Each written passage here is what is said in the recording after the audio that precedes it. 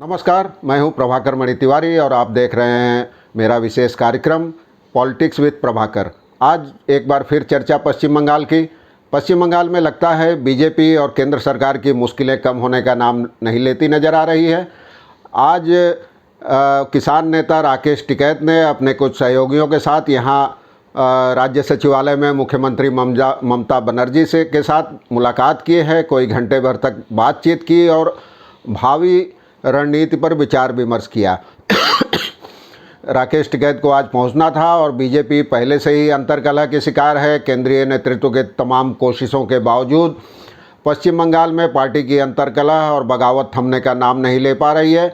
उसके बाद अब ममता और टिकैत की जुगलबंदी केंद्र और बीजेपी के लिए एक नई मुश्किलें सामने लेकर आ सकती है। इस मुलाकात के बाद पत्रकारों से भी बातचीत की और राकेश टिकैत थे, उनके साथ कई कृषक नेता थे। ममता ने कहा कि वो पूरी तरह किसान आंदोलन के साथ हैं और उन्होंने कृषि बिलों को रद्द करने की मांग उठाई। एक बार फिर ममता लगातार पिछले साल से ही इस आंदोलन का समर्थन करती रही हैं और कृषि कानूनों को काला कानून बताते हुए रद्द करने की मांग करती रही हैं। आज फिर उन्होंने वही मांग दोहराई और कहा कि केंद्र सरकार ने जबरन इन बिलों को पास करा लिया था, ये किसान विरोधी बिल हैं। उन्होंने कहा कि मैं तो शुरू से ही किसान आंदोलन के साथ हूँ, पहले दिन से हूँ। हमारे कई सांसदों ने आंदोलन का समर्थन भी किया था।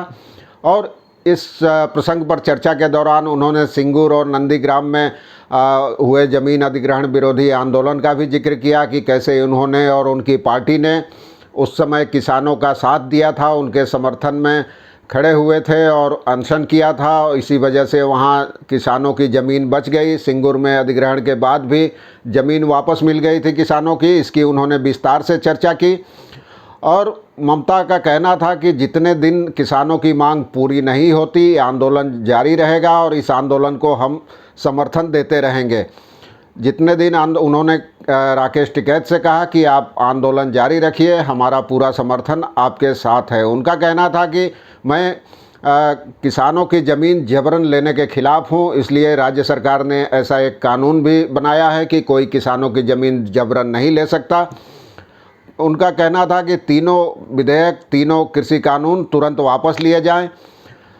इसके बाद उन्होंने कहा कि सत्ता में आने के बाद वो केंद्र पर भी बरसी। कहा कि सत्ता में आने के बाद बीजेपी का काम एक ही रह गया है कि तमाम गैर भाजपा राज्य सरकारों की निगरानी कर रही है, काले कानून बना रही है और ऐसा कुछ नहीं कर रही है। उन्होंने कहा, सबसे महत्वपूर्ण बात कही कि देश के लोकतंत्र को बचाने के लिए, कृषकों, युवाओं और मजदूरों को बचाने के लिए तमाम गैर भाजपाई सरकारों को एकजुट होना होगा और पुराने भाजपाइयों को भी इसके लिए एक साथ आना होगा। सब राज्य को एक साथ लड़ना होगा। उन्होंने तमाम भाजपा विरोधी राज्य सरकारों को एक संदेश दिया कि एक साथ बीजेपी अगर किसी एक राज्य पर हमला करती है तो सब राज्यों को मिलकर उसका मुकाबला करना होगा। जाहिर है बीजेपी के निशाने पे फ़िलहाल पश्चिम बंगाल है। ममता हर मोर्चे पर मुकाबला कर रही हैं और कई दूसरे दलों के नेता भी उनका समर्थन कर चुके हैं। तो ममता ने इसके ज़रिए भी एक एकजुटता का संदेश देने की कोशिश की है और जैसा माना जा रहा है कि उनका निशाना वर्ष 2024 के लोकसभा चुनाव हैं, तो आज भी उन्होंने वही संदेश दिया। प्रधानमंत्री पर बरसी, कहा कि आज तक उन्होंने भाषण के सिवा कुछ दिया नहीं है। उन्होंने सवाल उठाया कि आखिर अब तक सबको टीका नहीं क्यों दिया गया, मैं तो बहुत पहले से मांग कर रही थी और जब आखिर दबाव बढ़ा और सुप्रीम कोर्ट ने भी सख्ती दिखाई तो सबको मुफ्त टीका देने की घोषणा की गई है। तो ममता से पूछा गया कि क्या वो अगले लोकसभा चुनाव में यूपीए के नेतृत्व के लिए तैयार हैं, तो इस पर ममता ने कोई सीधा जवाब नहीं दिया। उनका कहना था कि मेरा एकमात्र मकसद है सिर्फ मोदी को सत्ता से हटाना और उन्होंने कहा कि टीके पर जो जीएसटी लगाया गया है ये एक अपराध है, ये जीवन और मौत के साथ खिलवाड़ करना है, जीवन के साथ किसी के, इसे तुरंत हटाना चाहिए। और उन्होंने और भी कई बातें कही जिनमें कहा कि अब तक केंद्र की कोविड नीति ही साफ नहीं है कि क्या चाहती है केंद्र सरकार और क्या करना चाहती है क्या नहीं। आज एक नीति का ऐलान किया जाता है, कल उसे बदल दिया जाता है और ये तमाम चीज़ें वो कहती रही। टीका के जीएसटी की चर्चा की, कोविड नीति की चर्चा की। दूसरी ओर राकेश टिकैत ने भी पत्रकारों से बात की। उन्होंने कहा कि अभी ये आंदोलन थमा नहीं है, इसकी ताकत कम नहीं हुई है। हम अगले कुछ दिनों में और कई राज्यों का देशव्यापी दौरा करेंगे, वहाँ बीजेपी के खिलाफ प्रचार करेंगे।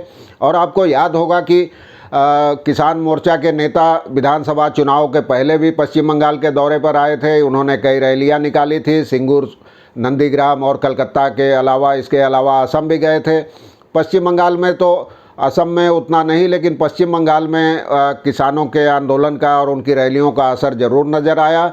उन रैलियों में किसानों ने कहा था कि और किसी पार्टी को वोट दें, लेकिन बीजेपी को एक भी वोट मत दें। अब चुनाव बीत जाने के बाद एक बार सरगर्मी फिर बढ़ रही है। और जैसा कि मैंने कहा कि ममता बनर्जी शुरू से ही इस आंदोलन का समर्थन करती रही हैं, प्रबल समर्थक रही हैं। उनके कई सांसद भी किसानों के धरना स्थल पर जाकर एकजुटता जता चुके हैं।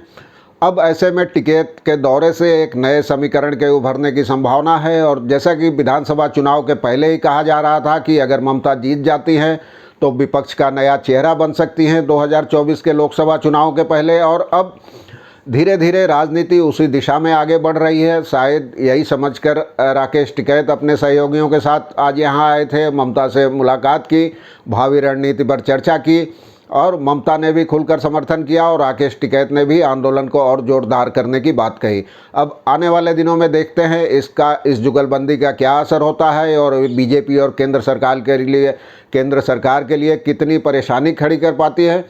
तो जैसे जैसे घटनाक्रम आगे बढ़ेगा मैं आपको समय समय पर इसकी भी जानकारी देता रहूँगा।